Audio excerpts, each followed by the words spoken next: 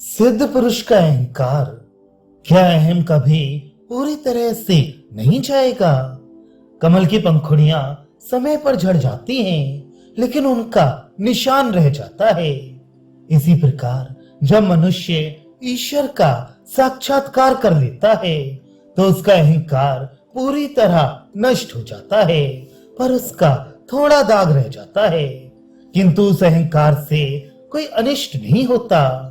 जिसने ईश्वर के दर्शन किए हैं वही ठीक ठीक ज्ञानी है। उसका स्वभाव बालक जैसा हो जाता है।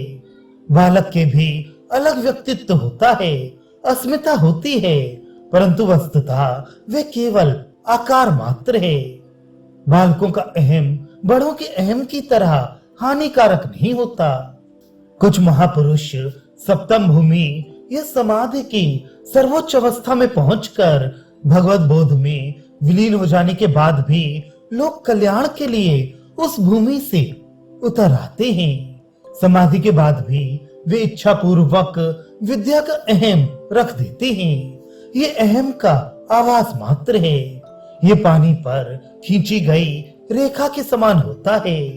रस्सी जल जाने पर भी उसका आकार बना रहता है, पर उसके द्वारा किसी को बांधा नहीं जा सकता। इसी प्रकार ज्ञानाग्नि में दग्ध होकर अहम का भी केवल आकार भर रह जाता है। मनुष्य सपने में ये देखकर कि कोई उसे काटने आ रहा है, मारे डर के हड़बड़ाकर उठ बैठता है। यद्यपि वह उठकर देखता है कि कमरा बंद है और अंदर कोई नहीं है, फिर भी कुछ समय तक उसकी छाती धड़कती रहती है। इसी भांति ये मैंपन या अभिमान चला जाने पर भी उसका कुछ जोर रह ही जाता है। समाधि के बाद भी कोई कोई मैं को रख छोड़ते हैं, दास में या भक्त का मैं। शंकराचार्य ने लोक शिक्षा के लिए विद्या का मैं रख छोड़ा था। हनुमान को ईश्वर के साकार और निराकार दोनों स्वरूप के दर्शन हुए थे, किंतु इन दर्शनों के बाद उन्होंने दास में रख छोड़ा था। नारद, सनक, सनंदन, सनातन और सनत कुमार आदि ने भी इसी तरह ब्रह्म दर्शन के बाद भी दास में, भक्त में रख छोड़ा था। एक भक्त का प्रश्न, क्या नारद आदि केवल भक्त थे या ज्ञानी भी थे? श्री रामकृष्ण का उत्तर, नारद आदि को ब्रह्म ज्ञान प्राप्त हुआ था, किंतु फिर भी वे कलनादिनी निर्झरणी की तरह भगवत नाम महिमा का गुणगान करते हुए विचरण करते रहते थे।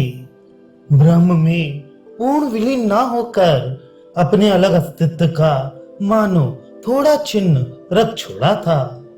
एक बार श्री रामकृष्ण देव ने अपने एक शिष्य से विनोद में पूछा, क्यों, क्या तुम्हें मुझ में कोई अभिमान नजर आता है? क्या मुझ में अभिमान है? शिष्य ने कहा, जी महाराज, थोड़ा सा है, पर आप में उतना अभिमान इन कारणों से रखा गया है। पहला, देह धारण के लिए, दूसरा, भगवत भक्ति के उपभोग के लिए, तीसरा, भक्तों के साथ सत्संग करने के लिए, और चौथा, लोगों को उपदेश देने के लिए। फिर यह भी तो है कि इस अहम को रखने के लिए आपने काफी प्रार्थना की है। वैसे देखा जाए तो आपके मन की स्वाभाविक प्रवृत्ति समाधि की ओर है। इसी से मैं कह रहा हूँ कि आप में जो अहम या अभिमान बचा है वह आपकी प्रार्थना का ही फल है। तब श्री रामकृष्ण देव बोले, ठीक है, लेकिन इस मैं को बनाए रखने वाला मैं नहीं, जगदम्बा है। प्रार्थना को स्वीकार करना जगदम्बा के ही हाथ में है।